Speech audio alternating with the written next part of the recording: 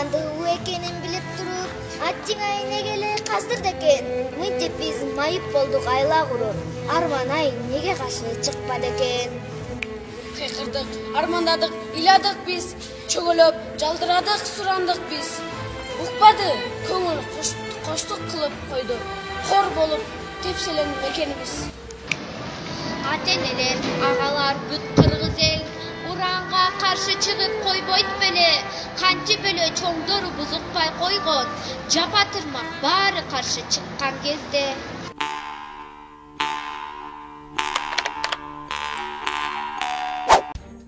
Уранга каршы мектеп окуучуларынын кайрылуусу. Facebook баракчасында мектеп окуучуларынын видеосу жарыяланды.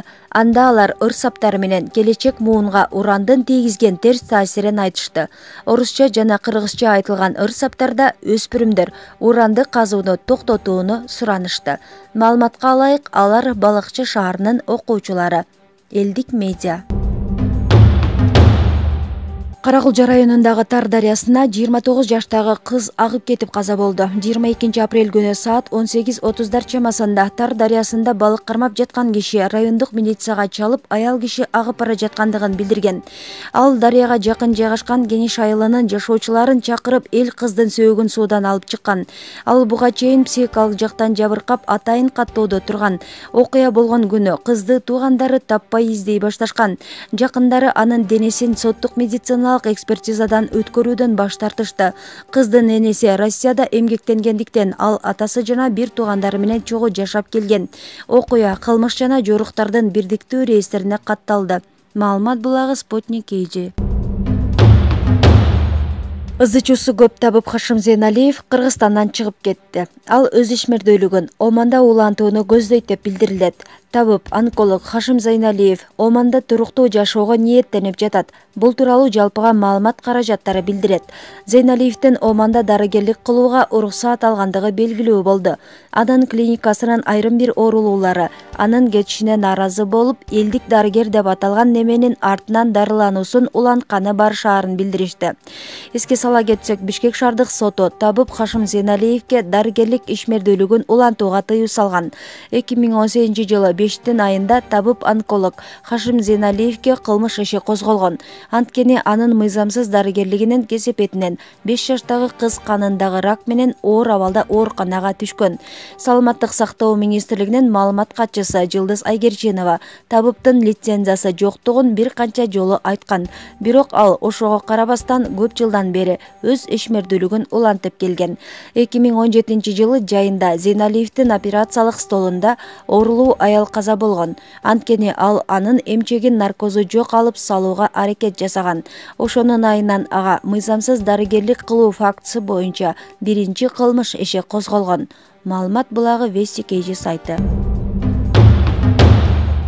Сокулук районунун Төмөнкө Чүй айылында үй өрттөнүп, 85 жаштагы адамдын өмүрү кыйылды. Кырсыктын кесепетинен жалпы аянты 59 чарчы метр үй толугу менен күйүп кетти. Өрт болгон жерде үйдүн 1934 жылы төрөлгөн ээси эркек киши каза болгон. Учурда кырсыктын келип чыгуу себеби такталууда. Ал эми айыл тургундардын айтымында буга чейин аксакалды карылар үйүнө алып кетебиз деп келишкенде макул болбой койгон. Бир топ жылдан бери жалгыз жашачу, балдарына дайын жок. Балким Россияда болсо керек. Андан мурунку күнү көчөдө жүргөнүн көргөнбүз. Кырсык болгон күнү көрүнбөй калган. Жанында үшүп электр мешин сайып жаткан окшойт. Үй өрттөнгөндө куткаруу кызматын чакырдык. Үй бат эле жалындап күйүп кетти. Алар келип өчүрүп баштаганда ичинде абышка бар деп айттык. Алар анын сөөгүн алып чыгышты, деди алар. Маалымат булагы Турмуш KG. Бишкектин Масалиев көчөсүндөгү катталган кырсыкта автоунаа күйүп кетти. Бул тууралуу Бишкек шаардык жол кыймылынын коопсуздугун камсыздоо башкармалыгынын басма сөз катчысы Тилек Исаев билдирди. Кырсык 25 апрелге караган түнү катталган. Мерседес автоунаасы жолдун четиндеги тосмону сүзүп, андан кийин күйүп кеткен. Автоунаада 19 жана 20 жаштагы кыздар болгон. Алар ар түрдүү жаракат менен аймактык ооруканага жеткирилген.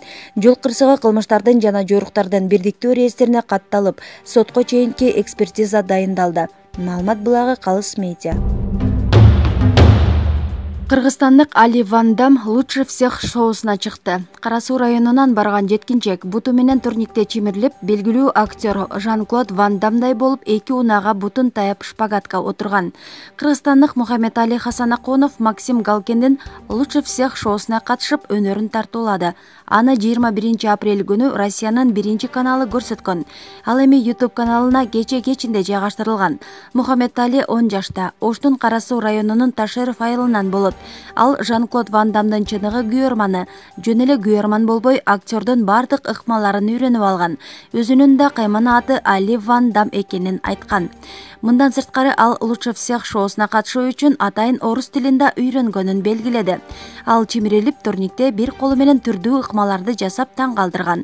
Соңунда эки бутун жүк ташуучу унааларга таяп, Ван Дам сыяктуу шпагатка отурган. Спутник Кыргызстан агенттиги мындан 2 жыл мурун Мухаммед Али Хасанакуновдун өнөрү тууралуу материал даярдаган. Кече 24 апрелде Бангладештин Дакка шаарында эл аралык мелдеш старт алды. Мелдештин байгелүү орундары үчүн 6 өлкөдөн келген 19 жашка чейинки кыздардан түзүлгөн курама командалар 2 тайпага бөлүнүп өз ара ат салышмакчы. Бириккен Араб Эмираттары жана тала ээлери болгон Бангладеш өлкөлөрү менен бир тайпага туш келген кыргыз курамасы алгачкы беттешин Бириккен Араб Эмирлигине каршы өткөрдү. Айжан Боронбекова жана Кенжебүбү Ырысбек кызынын голдоруна бир гана гол менен жооп бере алган. Бириккен Араб Эмирлиги курамасы 2-1 эсебинде жеңилип, кыргыз футболчулары алгачкы 3 упайга ээ болушту. Башкы машыктыруучу Наталья Гайворонскаянын шакирттеринин кийинки беттеши 26 апрелде тала ээлерине каршы өтөт.